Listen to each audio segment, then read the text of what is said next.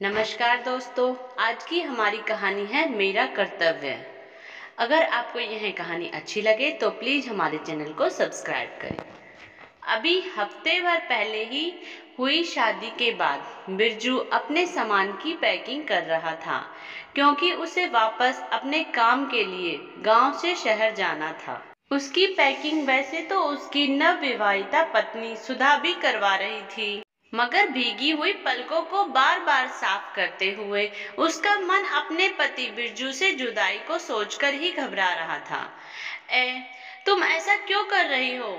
पता नहीं मैं तुम्हारे बिना कैसे रह पाऊंगा, सुधा को बाहों में भरते हुए बिरजू बोला। और मैं तो यहाँ बिल्कुल ही अकेली रह जाऊंगी ना, सुधा रुआंसी होते हुए बोली। अकेली क्यों? पहले तो अपने माँ बाबूजी भाई बहनों को अपने जन्म स्थली को छोड़कर तुम्हारे पीछे ससुराल चली आई।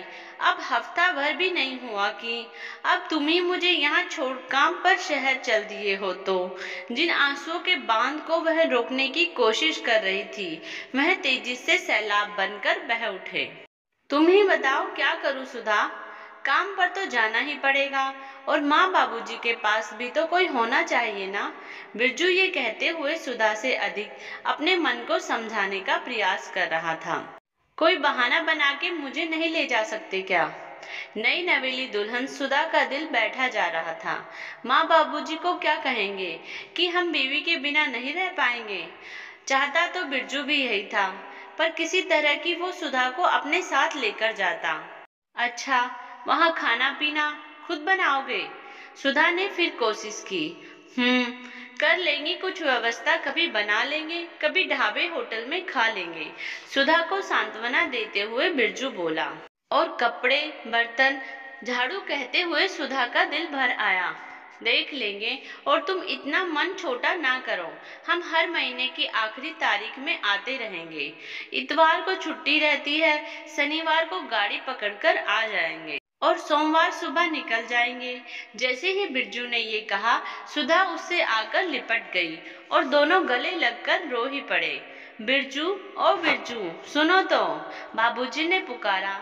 तो अनिच्छा से सुधा से अलग होकर वह बाहर आंगन में आया। जी बाबूजी, नजरें झुकाए हाथ बांधे होले से बिरजू बोला। बेटा, मैं और तेरी माँ क्या कह रहे थे? एक काम कर, तू बहू को भी अपने साथ ले जा, बाबूजी ने आदेशात्मक स्वर में कहा। जी क्या? मगर आप यहाँ अकेले, और सारा काम माँ और सब क्या कहेंगे? बिरजू को तो जैसे अपने कानों पर विश्वास ही नहीं हो रहा था। अरे तू जब पहले नौकरी के लिए शहर में था, तो पहले भी तो अकेले ही तो रह रहे थे।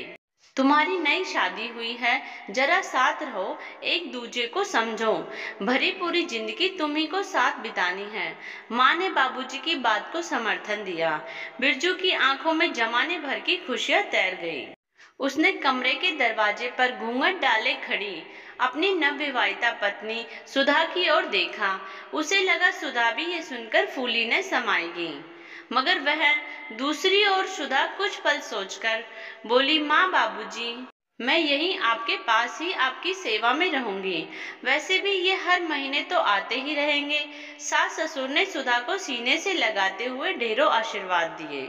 सुधा मुस्कुराकर कमरे में चली गई। वहीं पीछे पीछे बिरजू भी पहुंच गया।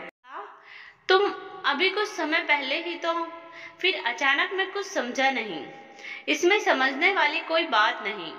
पहले मैं स्वार्थी होकर केवल अपने और आपके बारे में सोच रही थी, मगर फिर मुझे अपने बुजुर्ग सास ससुर के चेहरे स्मरण हो रहे थे। वह हमारी खुशियों के लिए मैं अपने बाबूजी को वहां छोड़कर यहाँ आपके घर आपको ही अपनाने नहीं आई, बल्कि अपने सास ससुर में अपने माँ बाबूजी को भी अपनाने आई हूँ।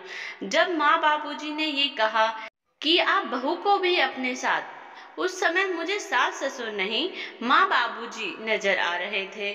उस समय मुझे भी मेरे कर्तव्य का एहसास हुआ कि माँ बाबूजी ने मुझे बेटी के रूप में तो अपना लिया, मगर मैंने नहीं, मैं यहीं अपने माँ बाबूजी के पास रहकर उनकी सेवा करूंगी।